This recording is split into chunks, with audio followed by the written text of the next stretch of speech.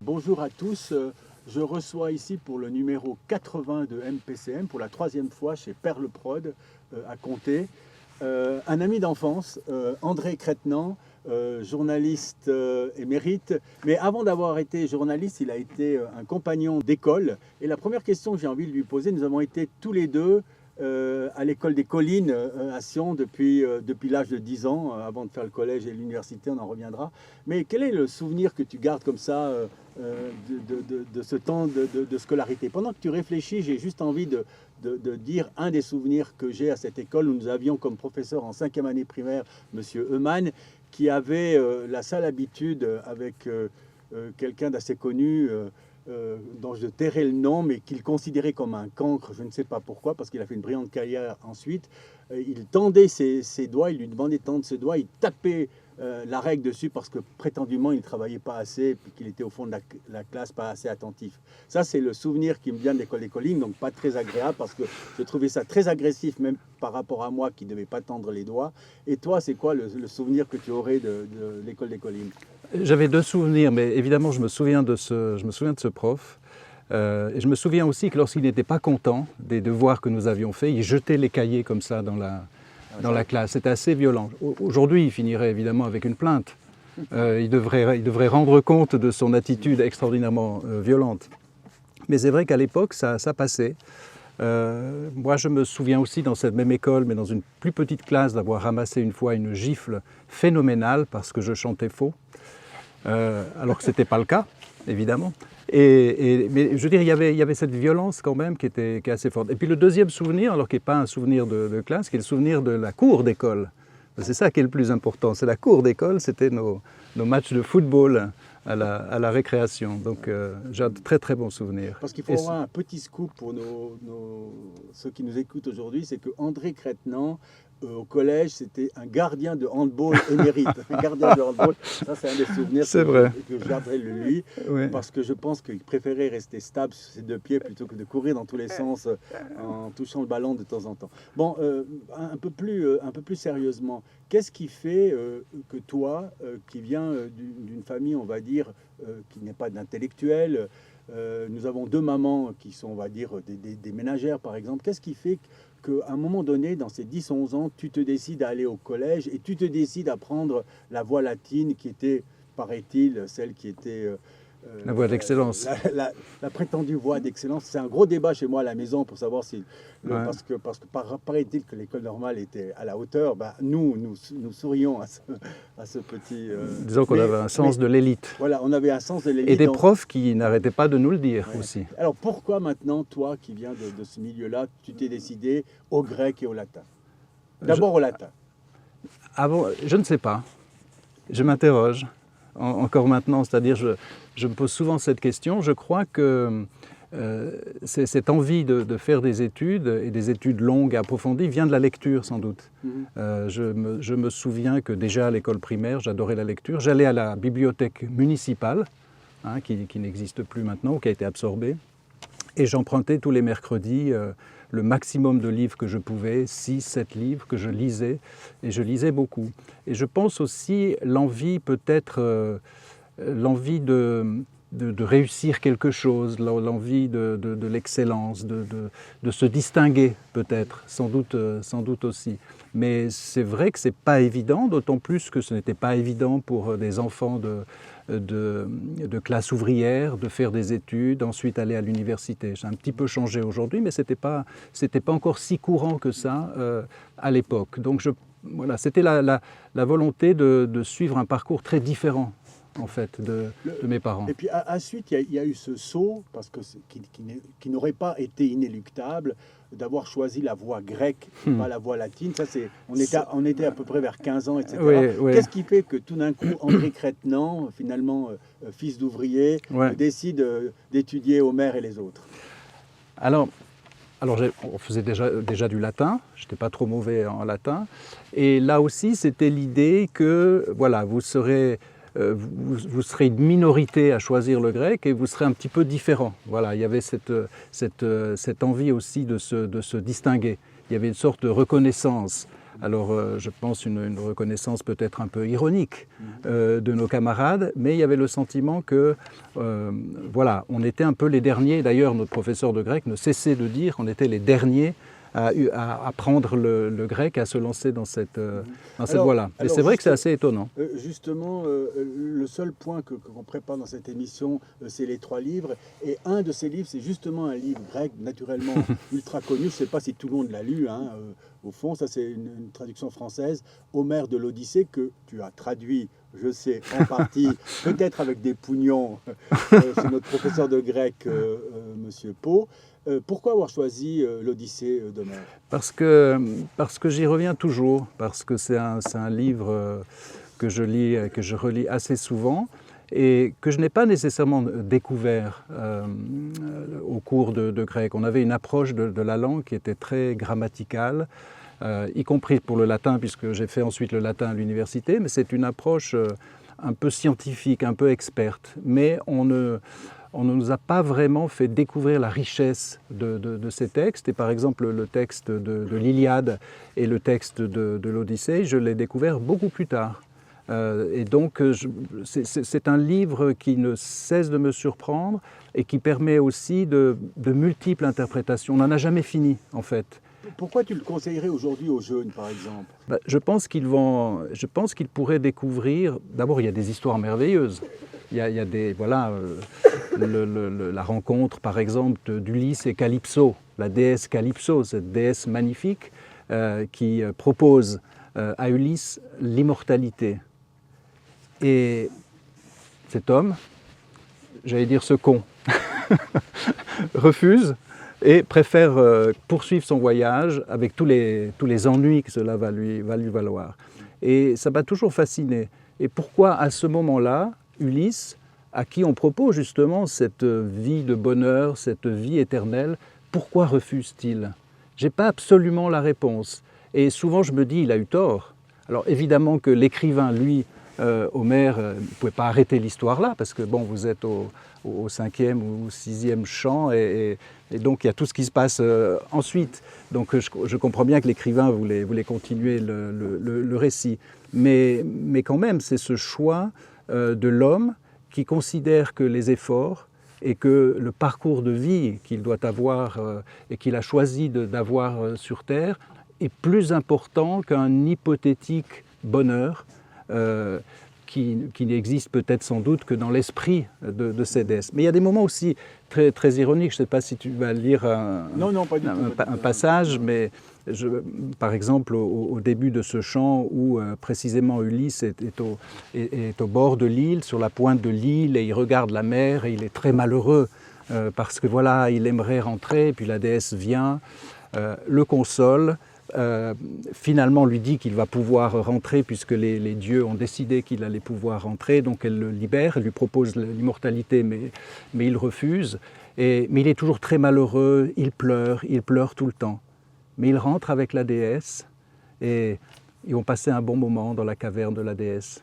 J'ai toujours trouvé ça très ironique. Tu es très international, on va parler de l'international aussi dans tes choix de livres. Ouais. Et ici, on a naturellement un local, mais un local international, un livre incontournable, on va dire, de Nicolas Bouvier, L'usage du monde. Oui. Pourquoi avoir choisi ce livre-là à travers toutes tes lectures pour ce moment que nous partageons ? Beaucoup pour son style, pour sa manière d'écrire.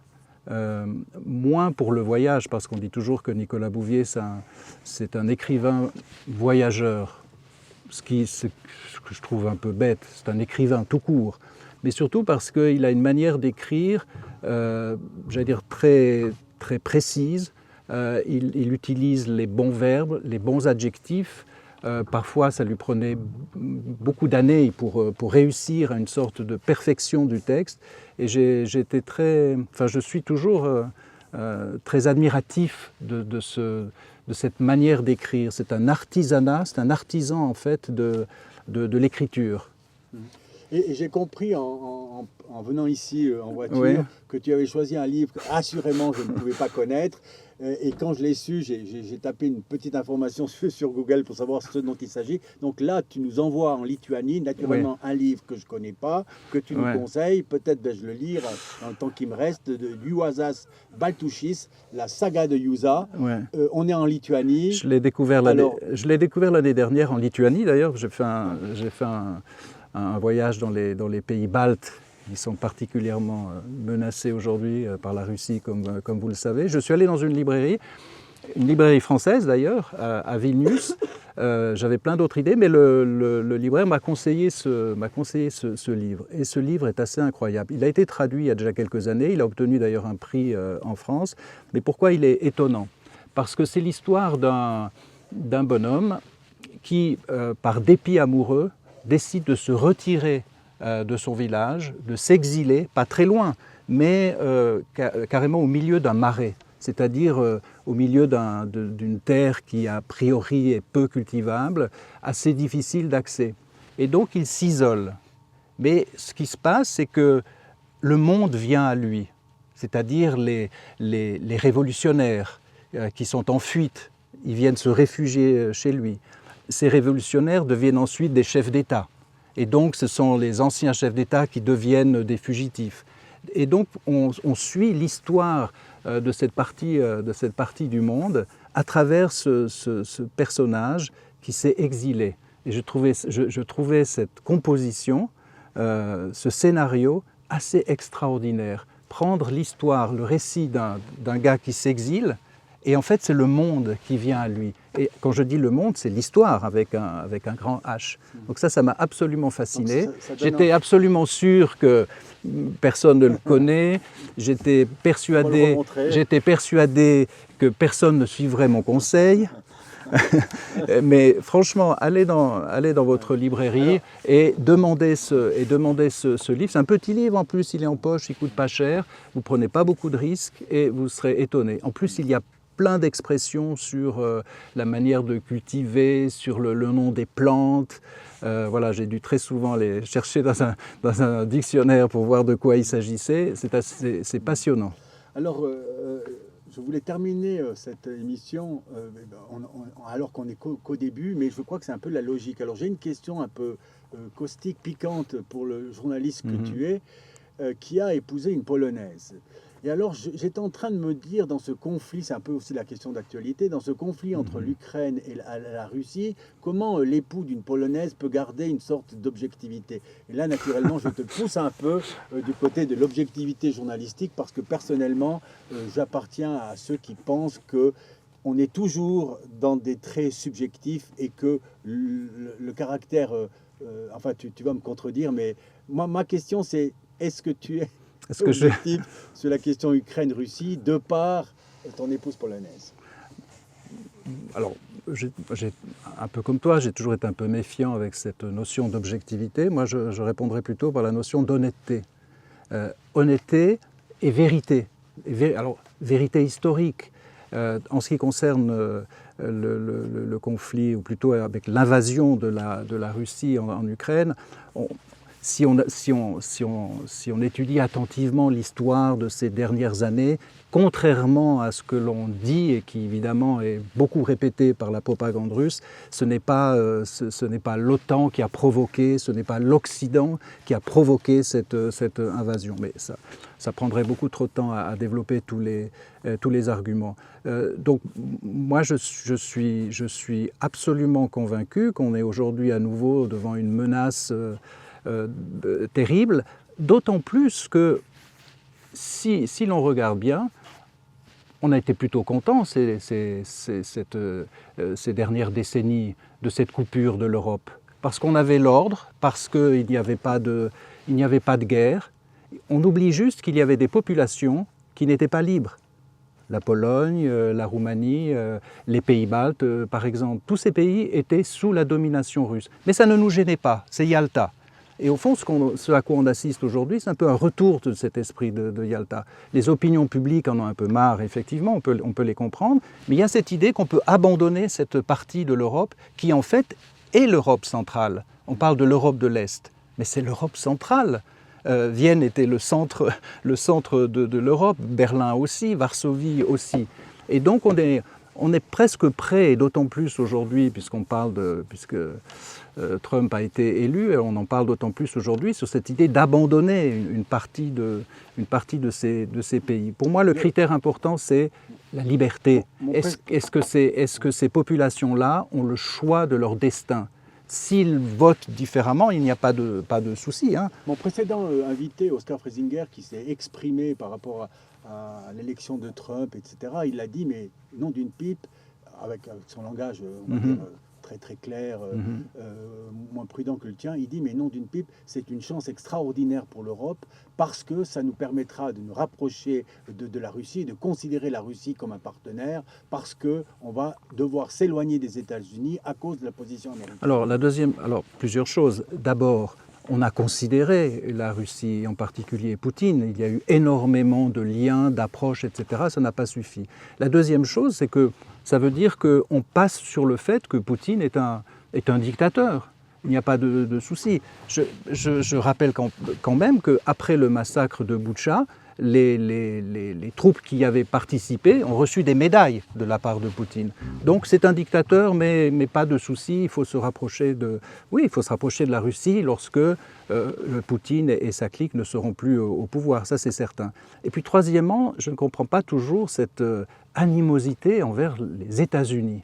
Je veux dire, ce qui est vrai, c'est qu'on s'est reposé trop longtemps sur ce parapluie américain. C'est-à-dire qu'on a fait des économies, on n'a pas investi dans la défense, qu'on est en train d'essayer de rattraper. La Pologne, d'ailleurs, sera le pays qui aura le plus investi d'ici quelques années dans la défense, mais on a pris du retard.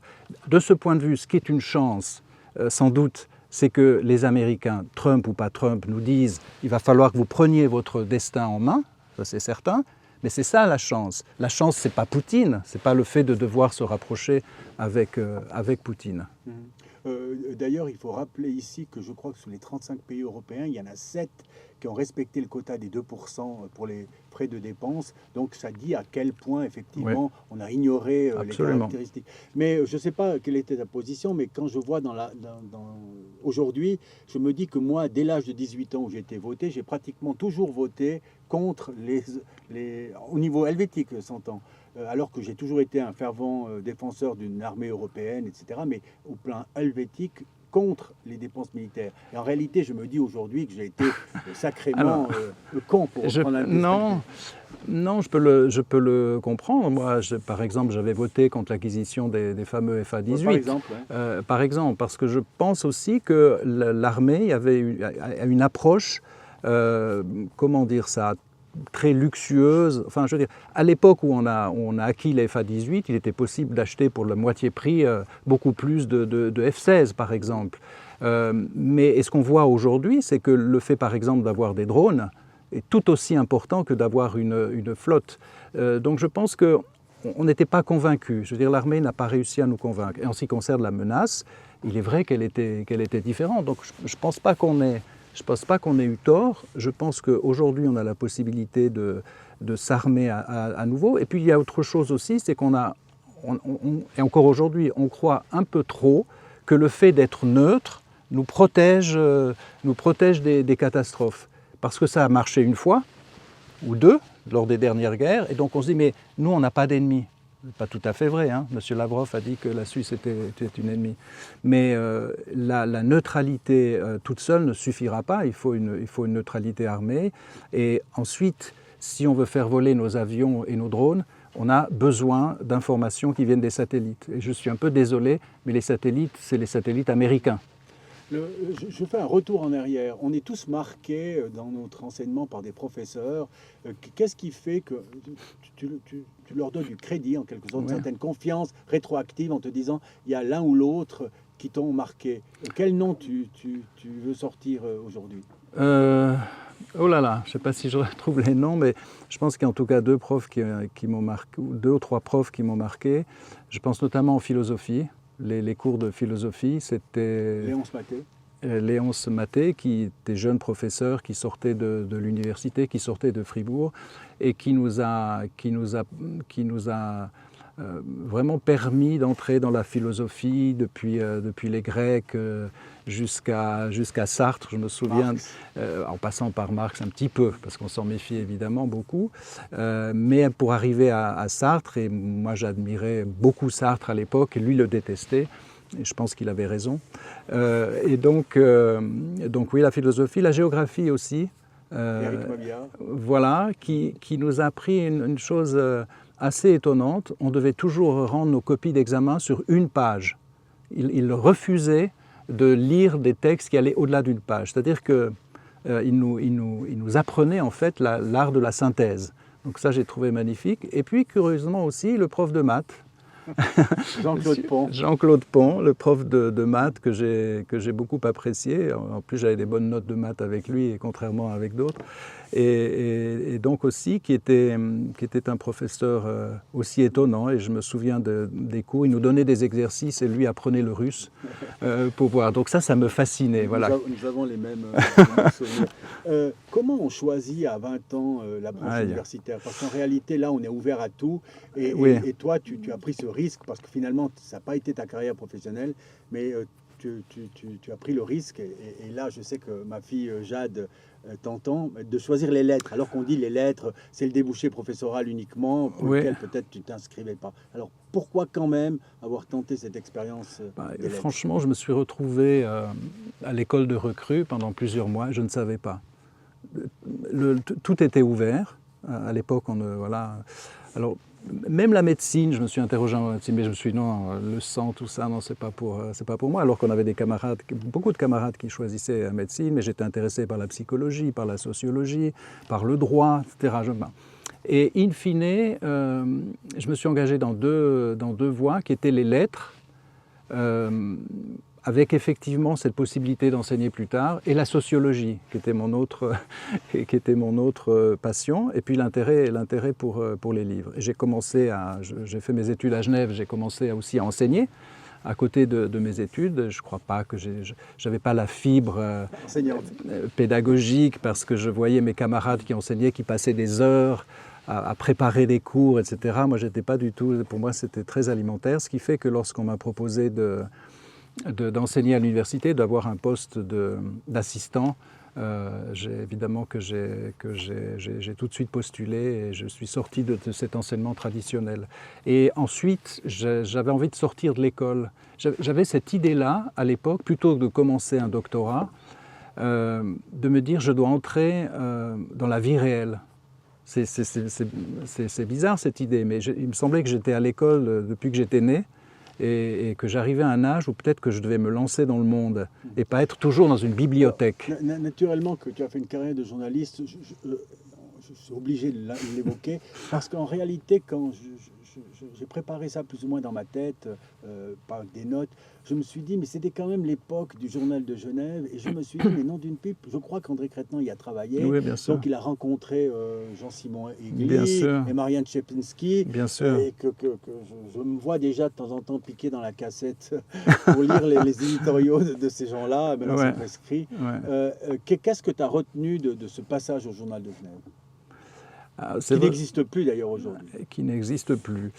D'abord, qui m'a permis d'apprendre le métier. Ça a été, alors j'ai commencé à travailler comme pigiste, mais c'est vraiment le Journal de Genève qui m'a engagé. J'étais un peu hors sol, c'est-à-dire que je n'étais pas genevois, j'étais valaisan, donc j'étais déjà dans un milieu un peu différent. Et puis effectivement, ces éditorialistes étaient évidemment intéressants, et puis c'était aussi une ouverture sur le monde, parce que le Journal de Genève avait non seulement la réputation, mais traitait de l'international. Et donc je pense que c'était un titre magnifique, qui avait joué un rôle aussi, qui avait une grande notoriété pendant la guerre.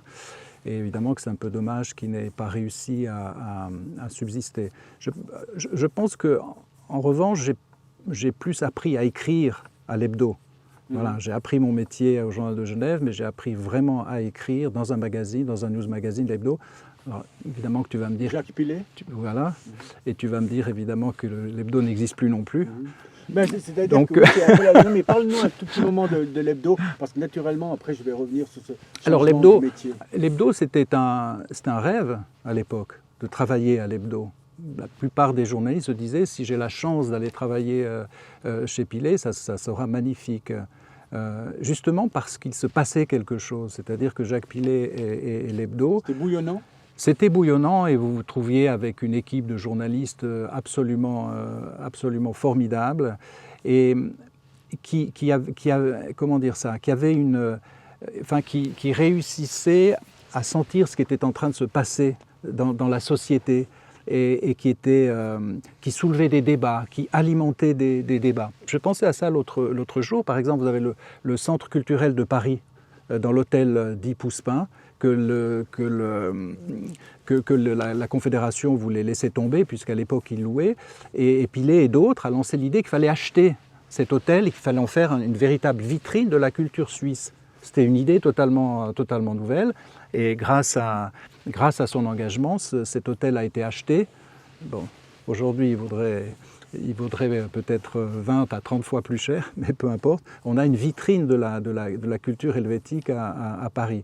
Voilà. Mais il y avait aussi un engagement politique. Il y a eu l'Europe. On s'est beaucoup engagé, évidemment, pour que la Suisse non seulement accepte l'espace économique européen, mais je pense qu'on a joué aussi un rôle dans le fait que le Conseil fédéral, à un moment donné, a déposé carrément une demande d'adhésion à l'Union européenne avant la votation sur l'espace économique européen. C'était peut-être une erreur, mais on était dans ce trip. On était dans ce trip-là, et le combat européen a été très très important. Mais c'était aussi l'époque où il y avait un suivi de la politique à Berne. Moi j'étais à Berne en plus, qui était évidemment très forte. Je me suis demandé, en voyant ton parcours, j'ai vu que tu avais le titre à un moment donné de directeur de l'actualité, je crois, oui. À TV5 Monde, ou plutôt bien. Non, l'information. Mais à Genève, moi, c'est le mot oui. actualité. Moi, c'est le mot actualité oui. qui me. Parce que finalement, qu'est-ce que c'est l'actualité? Alors, est-ce que l'actualité, c'est vous, journaliste, qui l'a faite, ou bien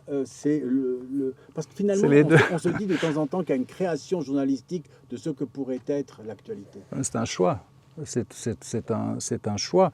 C'est une sensibilité aussi particulière. Évidemment, ça veut dire être extraordinairement à l'écoute de ce qui se passe dans la société et poser les bonnes questions. Moi, souvent, je disais à la rédaction, vous devez imaginer que votre téléspectateur ou votre téléspectatrice, ils ont bossé toute la journée, ils ont sûrement eu des problèmes de ressources humaines, ils sont rentrés chez eux. Comment sont-ils rentrés? Ils sont rentrés, il y avait des bouchons, ou il n'y avait pas de bus, ils sont arrivés à la maison, ils ont des enfants, il y a des questions qui se posent aussi avec les enfants. Et qu'au fond, le téléspectateur ou la téléspectatrice ou l'auditeur ou l'auditrice sont des personnages complets. Et donc, pour une rédaction, il s'agit de voir l'ensemble du spectre et d'être attentif à l'ensemble de sa vie et pas uniquement à quelques questions intellectuelles. Je pense que le défaut que les rédactions actuelles ont aujourd'hui, c'est de ne pas être suffisamment sur le terrain, de rester trop dans les bureaux et de ne pas sentir justement ce qui est à l'œuvre sur le terrain. Moi, une petite fierté personnelle tout à fait réduite que j'ai, c'est d'avoir accepté en 2011 que Narcisse Prat signe toute une série d'articles assez violents, je dois le reconnaître. Certains, on m'a fait beaucoup de reproches. Aujourd'hui, nous sommes en 2024, il est mort depuis à peu près une année, et on se rend compte en réalité que ce discours très violent était ancré dans une réalité qui existait. Comment cette réalité, donc liée à tous ces abus qui ont eu, et qui effectivement ne concernent pas que l'Église, puisqu'il y a des mondes cinématographiques, etc., enfin, de la culture de l'entreprise, comment ça se fait? Et la RTS, encore une semaine avant aujourd'hui, une ancienne personne qui a travaillé beaucoup à la RTS, elle a dit, mais tu n'imagines pas, Stéphane, à quel point c'était encore pire que ce qu'on a bien voulu nous produire et nous dire avant. Alors, comment ça se fait que, par exemple, des choses aussi, j'ai envie de dire, disons, graves et inscrites dans la société vous ont échappé? À nous tous peut-être. Justement, c'est ce que j'allais dire. Est-ce qu'ils n'ont pas échappé à tout le monde? Il y avait une ambiance qui était absolument différente. Maintenant, sur la RTS, je peux pas réagir par rapport à cette impression. Il y a eu une très très grosse enquête qui a été faite à la RTS par des avocates indépendantes. Donc elles ont rendu un rapport et je pense que ça correspond à la réalité. Mais c'est une question qui est ouverte, effectivement. l'esprit a changé, les femmes ont pu prendre enfin la parole. Enfin, vous avez vu que ça touche évidemment tous les milieux, le cinéma, le théâtre, les institutions, évidemment. Je ne pense pas que c'est pas propre, ce n'est pas propre aux médias. Alors, je crois qu'on me fait signe que peut-être on est un peu trop loin, mais il y a quelque chose qui me tient à cœur aussi, c'est qu'aujourd'hui, ton actualité, c'est Suisse, l'invention d'une nation. Tu es un décodeur du pays, en quelque sorte. Ouais. Et en quelques mots, peut-être pitcher ce livre qui est d'actualité, que tu as présenté notamment à Morges, livre sur les quais, etc.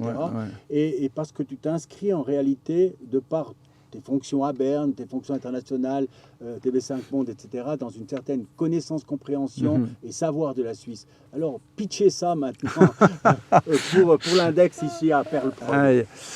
Alors, ce regard sur la Suisse, je l'ai développé en fait parce que j'étais à Paris. C'est parce que j'avais pris de la distance. Enfin, j'ai vécu pas mal d'années, j'ai suivi la politique suisse à Berne. Et je n'avais pas suffisamment de recul peut-être pour écrire sur ce pays. C'est en étant dans une rédaction française et en voyant aussi toutes les questions qu'on me posait que je me suis intéressé d'un peu plus près à la Suisse et à ce que je pourrais en dire. Surtout, le livre dont tu parles, l'idée au départ, c'était de capter l'âme de la Suisse. Hein, c'est plus compliqué que la pêche, hein, d'aller essayer d'attraper l'âme. Est-ce qu'on peut la mettre au singulier ? Et donc, il s'agissait... Alors oui, ça c'est... Là, pitcher en quelques mots, alors qu'il m'a fallu un bouquin entier, ça va être difficile. Dense, d'ailleurs. Mais l'idée, c'était à la fois de parler un peu de l'histoire, de parler surtout des mythes. Je suis fasciné par le mythe de Guillaume Tell, de montrer à quel point ces mythes, à la fois, ils appartiennent aux mythes, donc évidemment qu'il y a une part d'invention qui est assez importante, mais que par ailleurs, ils ont joué un rôle dans l'expression de ce qu'est ce pays, c'est-à-dire ce pays foncièrement indépendant et qui cultive encore aujourd'hui cette force d'être indépendant. Et on le retrouve d'ailleurs dans les débats sur l'Europe, et on va le retrouver dans les prochaines votations, que ce soit sur l'Europe ou sur la neutralité. C'est-à-dire un besoin viscéral, et qui s'explique aussi évidemment par l'histoire, d'être indépendant de toutes les puissances, en fait. Alors, je vais conclure par ces mots. Merci pour ce moment, André. Merci à toi.